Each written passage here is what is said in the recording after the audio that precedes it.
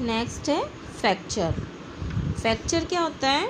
जब sometime we fall while playing और working, कभी क्या होता है हम खेलते समय या कोई काम करते समय गिर जाते हैं। तो जब हम गिरते हैं तो क्या होता है, अचानक से हमारी हड्डी टूट जाती है, जो हमारी बोन्स होती हैं वो ब्रेक हो जाती हैं, और उसमें या तो वो ब्रेक हो जाती है या फिर उसमें क्रैक आ जाता है। इसे हम फ्रैक्चर कहते हैं, क्योंकि हड्डी का टूटना क्या कहलाता है? फ्रैक्चर। इस केस में क्या करते हैं, जब कोई किसी को फ्रैक्चर हो जाता है, घर में अचानक से कोई गिर गया या हम गिर गए और हमारा हाथ या पैर में फ्रैक्चर आ गया यानी हड्डी टूट गई, तो हमें इमीडिएटली उसको जो भी पर्सन है जो जिसे फ्रैक्चर हुआ है उसको सीधा लिटा देना चाहिए और बिल्कुल उसको कोई मोशन नहीं करने देना चाहिए, मतलब कि वो अच्छे से कंफर्टेबली लेट जाए सीधा, और डॉक्टर को जल्दी से बुलाना चाहिए। और डॉक्टर जब तक नहीं आता है तब तक जिस पार्ट में फ्रैक्चर हुआ है उसको हमें सपोर्ट देना चाहिए। तो जिस भी पार्ट पे मतलब फ्रैक्चर हुआ है उसको हम तुरंत सपोर्ट कर सकते हैं, जैसे पिलो लगाकर यानी तकिया लगाकर या न्यूज़पेपर की शीट से। और कम से कम स्प्रिंट जो होता है, मतलब जो सहारा हम देते हैं जहाँ पे सपोर्ट देते हैं जहाँ फ्रैक्चर होता है, वो थोड़ा सा लंबा उसको बनाना चाहिए। जैसे पिलो भी लगा रहे तो थोड़ा अच्छा लंबे तकिए रख कर उसको वो कर दो, सपोर्ट दे दो।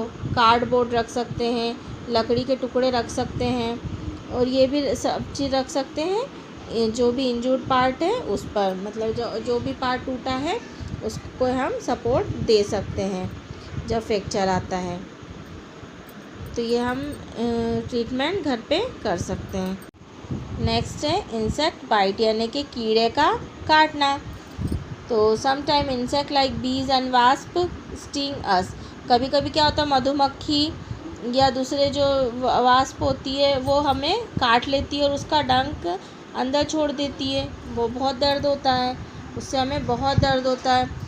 First try to remove sting and apply lime water और ammonia to neutralise the bite. तो सबसे पहले क्या करना चाहिए, जब भी अगर मधुमक्खी काटे या कोई भी कीड़ा काटे तो उसका मधुमक्खी का डंक हमें सबसे पहले निकालना चाहिए और उस पर लाइम वाटर अप्लाई करना चाहिए।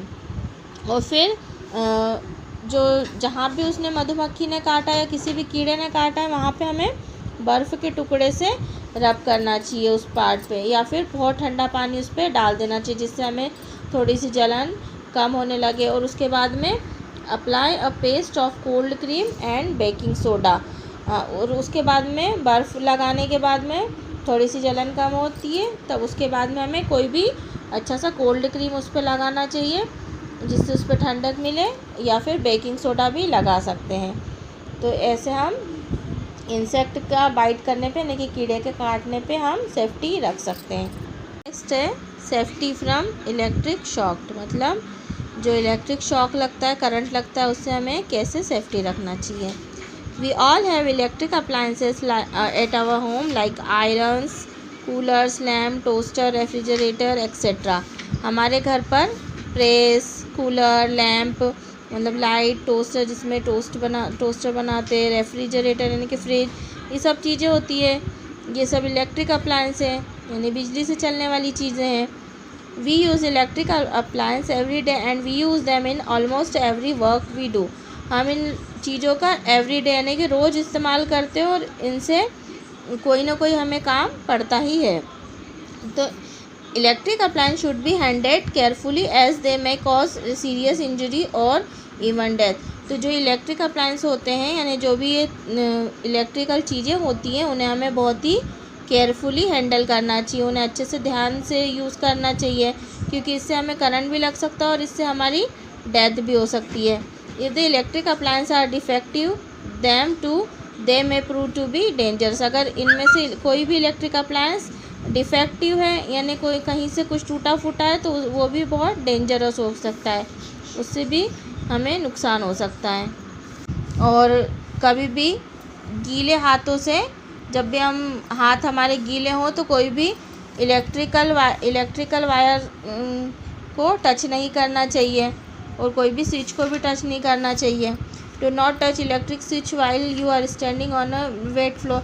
जब कोई गीले फर्श पे खड़े हों तब भी हमें कोई भी बटन को, स्विच को टच नहीं करना चाहिए। Do not put your finger in table fan और heater when they are on. और जब टेबल फैन चालू हो तो उसमें उंगली नहीं डालना चाहिए, फिंगर नहीं इंसर्ट करना चाहिए। और हीटर पे भी, क्योंकि जब वो चालू हो तब उनमें उंगली नहीं डालना चाहिए, उससे करंट भी लग सकता है और आपकी उंगली भी कट सकती है। In case you get any electric shock और there is spark, turn off the main switch immediately.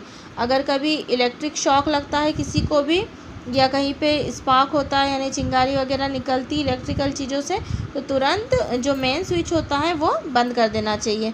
Do not, तो हमें फर्स्ट एड का यूज़ करते वक्त क्या करना चाहिए? डू नॉट गेट फ्रिटेंडेड और नर्वस, मतलब हमें घबराना नहीं चाहिए और डरना भी नहीं चाहिए। We should make the victim comfortable, मतलब जिसे भी चोट लगी है, जिसके साथ कोई भी एक्सीडेंट हुआ है, तो उसको हमें कंफर्टेबल करना चाहिए, मतलब उसको थोड़ा सा धैर्य दिलाना चाहिए कि कोई बात नहीं, सब ठीक हो जाएगा। Don't gather crowd around the victim, जो भी विक्टिम है, मतलब जिससे भी चोट आई है या फ्रैक्चर हुआ है या जो भी उसके साथ एक्सीडेंट हुआ है, उसके आसपास क्राउड यानी कि भीड़ नहीं इकट्ठी करनी चाहिए। और कॉल द डॉक्टर, जल्दी से डॉक्टर को बुलाना चाहिए। If the person is badly hurt और इंजर्ड, अगर व्यक्ति को, सामने वाले पर्सन को ज़्यादा इंजर्ड हुआ है, उससे ज़्यादा चोट लगी है, तो तुरंत डॉक्टर को कॉल करना चाहिए। इफ़ अ पर्सन फेंट। अब नेक्स्ट है डॉग बाइट, यानी कि कुत्ते का काटना। जो कुत्ते का काटना है वो बहुत ही कॉमन चीज़ है, कोई भी कुत्ता कभी भी काट सकता है। लेकिन अगर वो कुत्ते को रेबिस है, ये एक बीमारी होती है रेबिस, अगर कुत्ते को वो बीमारी है तो वो बहुत ही डेंजर हो सकता है। तो अगर कुत्ता काटता है तो हमें क्या क्या सेफ्टी रखना चाहिए हम देखेंगे। In the case of dog bite you should do the following to help the victim. अगर किसी को कुत्ता काटता है तो हमें ये फॉलोइंग स्टेप्स फॉलो करना चाहिए। Wash the wound with soda under clean running water, जहाँ पे कुत्ते ने काटा है उस वाउंड को यानी उस घाव को सोडे से साफ़ करना चाहिए, क्लीनिंग रनिंग वाटर के, मतलब जैसे नल चालू करके उसको सोडा लगाकर उसको क्लीन करना चाहिए उस जख्म को। और cover the wound with the bandage, फिर उस जो घाव है उसको कवर कर देना चाहिए अच्छे से बैंडेज से। Take the victim to the doctor immediately, और जिसे भी कुत्ते ने काटा है उसको जल्दी से डॉक्टर के पास ले जाना चाहिए। और उसे टेक एंटी रेबीज़ इंजेक्शन, और उसको एंटी रेबीज़ इंजेक्शन लगवाना चाहिए अगर डॉक्टर उसको रिकमेंड करता है ना। अगर ज़्यादा डेंजर है, ज़्यादा घाव आया है उसको, तो उसको इंजेक्शन लगेगा, तो उसको तुरंत एंटी रेबीज़ इंजेक्शन लगवाना चाहिए। और ऐसे हमें केयर करना चाहिए जब कुत्ता काटता है। अब थिंग्स टू रिमेंबर, याद रखने वाली चीज़ें इस चैप्टर में क्या क्या है। We should follow this things when we give first aid to person, हमें कुछ चीज़ें याद रखना चाहिए जब हम घर पे फर्स्ट एड किसी को देते हैं, यानी कि प्राथमिक उपचार हम घर पे जो देते हैं, तो हमें कुछ चीज़ों का ध्यान रखना चाहिए। Do not operate any electric appliance at your on, specially heater, iron etcetera. अभी छोटे बच्चों को यानी अपने आप खुद जैसे प्रेस करने लगते हैं, आयरन करने लगते हैं या फिर हीटर चालू करते हैं, वो सब चीज़ें नहीं करना चाहिए क्योंकि उनको करंट भी लग सकता है। हैंडल इलेक्ट्रिकल कॉर्ड्स और वायर्स केयरफुली, जो इलेक्ट्रिकल वायर होते हैं उन्हें बहुत ही सावधानीपूर्वक यूज़ करना चाहिए। डो नॉट ट्विस्ट और बैंड देम और स्टेप ऑन देम, उन्हें कभी मोड़ के नहीं रखना चाहिए। There is an old ring, have it checked and get it replace if it broken, और कोई भी चीज़ यूज़ करने पहले से देख लेना चाहिए कि कहीं से वो टूटी फूटी तो नहीं है, और अगर ख़राब है तो उसको जल्दी से रिप्लेस करना चाहिए अगर वो टूटी है तो।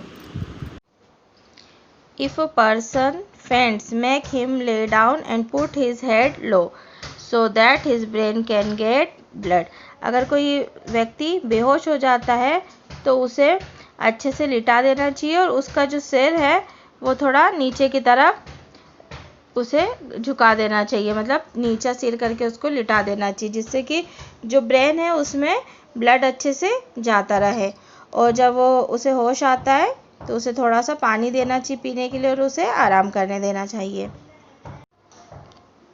If a person is bleeding profusely, अगर किसी व्यक्ति को ब्लीडिंग कंटिन्यू हो रही है तो उसे हमें जो जहाँ से ब्लीडिंग हो रही है उस पार्ट को हमें क्लीन करना चाहिए कॉटन से, और उसके बाद कॉटन को उस पर ब्लीडिंग वाले पार्ट पर रख कर अच्छे से दबा कर रखना चाहिए उस पार्ट को, ताकि वो ब्लीडिंग स्टॉप हो सके। You can also put ice on the wound to stop bleeding. आप लोग वाउंड पर यानी कि घाव पर आइस क्यूब भी यूज़ कर सकते हो, यानी कि बर्फ़ भी यूज़ कर सकते हो, जिससे खून रुक सके, उस घाव से जो खून आ रहा है वो रुक सके। Then tie a tight bandage about the wound, और फिर उस जो भी घाव है उस पर बैंडेज टाइट कर दीजिए। Always remember to put the bleeding part above rest of the body. हमेशा ये याद रखना चाहिए कि जिस भी पार्ट से ब्लीडिंग हो रही है उसे थोड़ा सा नीचे रखना चाहिए, पूरी बॉडी के अनुसार उसे नीचे रखना चाहिए।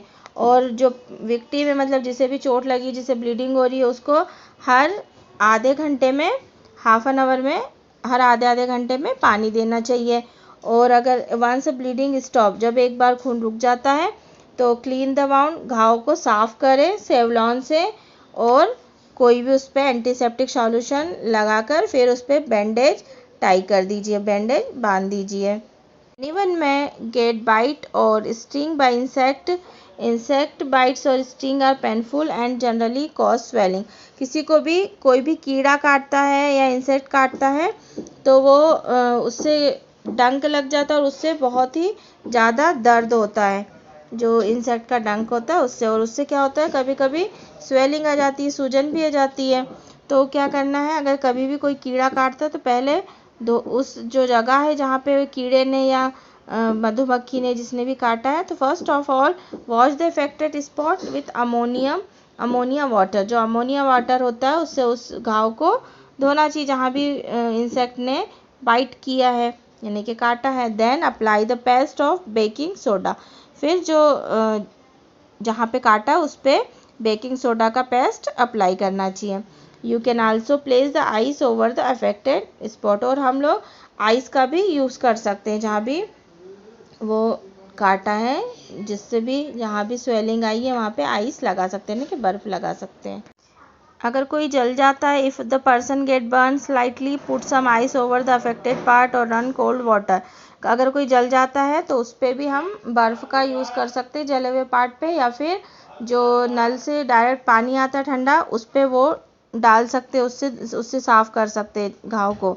और फिर उसके बाद में उस पर बर्नॉल क्रीम लगाना चाहिए ये, या फिर एंटीबायोटिक, कोई भी एंटीबायोटिक क्रीम भी लगा सकते हैं, उससे जल्दी आराम मिलता है। और अगर कोई केस में ज़्यादा जल जाता है कोई भी, तो जल्दी से डॉक्टर को बुलाना चाहिए।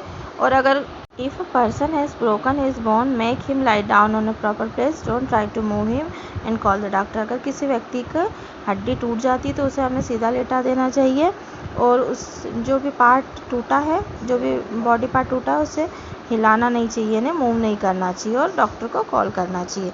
We should keep a first aid box in the house of any case of emergency. हमें घर पे एक फर्स्ट एड बॉक्स रखना चाहिए, जिससे अगर कोई भी इमरजेंसी आए तो हम हमारे घर पे ट्रीटमेंट कर सकते हैं। तो आप ये सारी सेफ्टीज़ जो बताई हैं वो आप लोग यूज़ कीजिएगा। ओके, इसी के साथ ही चैप्टर फिनिश होता है।